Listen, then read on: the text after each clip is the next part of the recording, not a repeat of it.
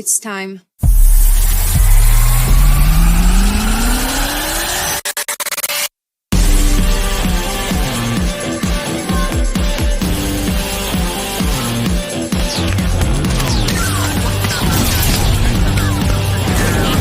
Give me the warp.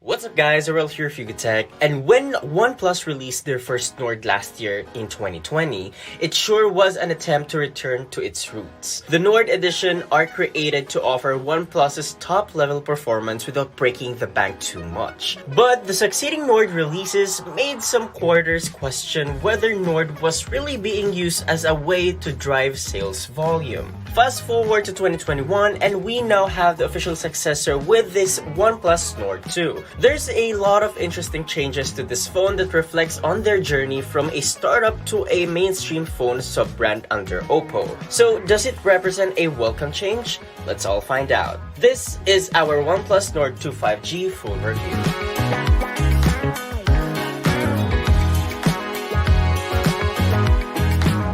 Starting with the design, OnePlus is keeping the Nord design language with the camera module updated to reflect a style that has defined phones in 2020. The phone still has a glass-like plastic frame with Corning Gorilla Glass 5 protection on both sides of the phone. In the hands, the phone feels lightweight but feels really well made despite the use of a plastic frame. The back features the OnePlus logo together with the camera module that houses the three cameras, 50-megapixel main, 8-megapixel ultra-wide, and 2-megapixel mono lens. The ring of the lenses themselves are raised higher than the module, so it's a bit worrying that it might get scratches over time when you put it on a hard surface. In this case, we advise you to take advantage of the protective case included in the package. Flipping to its front, we get a large 6.43 inches Full HD Plus Fluid AMOLED display with a screen protector already pre-installed for your assurance. It also has thin bezels with a hole punch notch on the upper left for the 32-megapixel selfie shooter. Found above it is the earpiece, which also doubles as a secondary loudspeaker. As for buttons and ports, look on the left side and you will find the volume rockers, while on the right is the power/lock button, plus the OnePlus Classic switch for activating silent, vibrate, or ring mode. The buttons are made out of plastic but they are clicky and firm, and they're also easy to reach. At the top, we have the secondary microphone, while at the bottom, we have the card tray for 2 nano-sized SIM cards, the main microphone, USB Type-C port, and loudspeaker.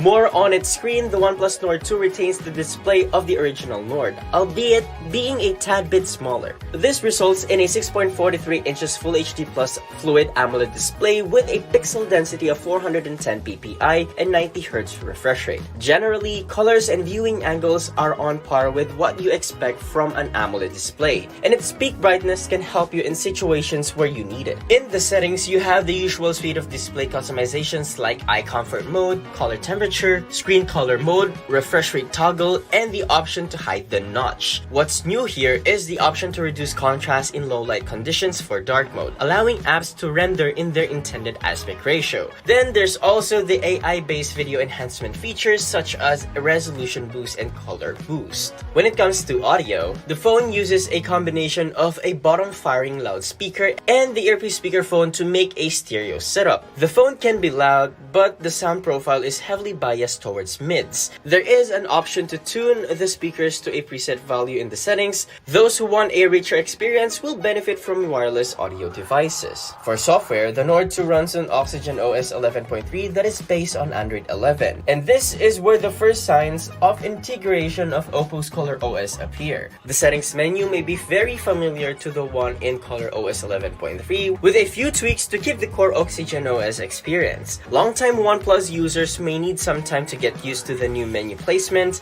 but the runway has been paved with other Oxygen OS 11 changes that has been rolled out. The OnePlus launcher hasn't changed with the integration with Color OS, giving you the ability to set your preferred home screen layout, apply a custom icon pack, or disable the app drawer, and add all your apps to the home screen. For those who chose the latter, the hidden space is also available to get some apps out of sight. Pre-installed apps are kept at minimum, which only includes the standard Google apps and a couple of proprietary apps like the OnePlus Community app. By the way, Netflix is also pre-installed to ensure HDR10 support. Storage-wise, we're getting 128 gigs of total storage space for the unit we have. And if that's not enough, you can get the 256 gigs of internal storage model. Either way, there's plenty of storage as bloatware is kept at minimum. Now let's talk about performance. The OnePlus Nord 2 5G is powered by a MediaTek Dimensity 1200 with a Mali G77 MC9 GPU. Our unit has 8 gigs of RAM and 128 gigs of internal storage, but there's also 12 gigs plus 256 gigs model. While this is the first time that OnePlus used a non-Snapdragon chipset, the new CPU range proves to be capable of competing with Snapdragon's top-end offerings, and also allows OnePlus to bring the speed it's known for to mid-range devices. Here are the benchmark scores that we got. When it comes to gaming, Asphalt 9 defaults to 60 frames on this device, which is surprising given the game's high resource demands on temperature remained manageable despite long hours of gaming on this device at a high performance setting. Running Genshin Impact at the highest setting also didn't sweat out the device. Quickly on biometrics, there's an under-display fingerprint sensor and facial recognition, and both are incredibly fast and accurate, and we didn't encounter any problems. Now let's talk about the cameras. The OnePlus Nord 2 5G has a total of 4 lenses. This is a triple camera setup consisting of a 50 megapixel main, an 8 megapixel ultra-wide, and a 2 megapixel monochrome. While for selfies, we got a single 32 megapixel shooter. When it comes to the quality, photos often look natural. There's a good amount of details and we get accurate colors. While for portrait shots, we have no complaints as it provides clean subject-background separation. The ultra-wide angle camera has a wider field of view, but there is a noticeable drop in image quality. The HDR mode does a great job as well here, and we recommend you to use it if you want social media worthy shots. For night mode, OnePlus has updated its slow light photo capabilities with a new Nightscape Ultra mode, which gives us excellent image without losing much detail and retaining colors and highlights. Well, there's a little bit of a noise, but it's not that bothersome.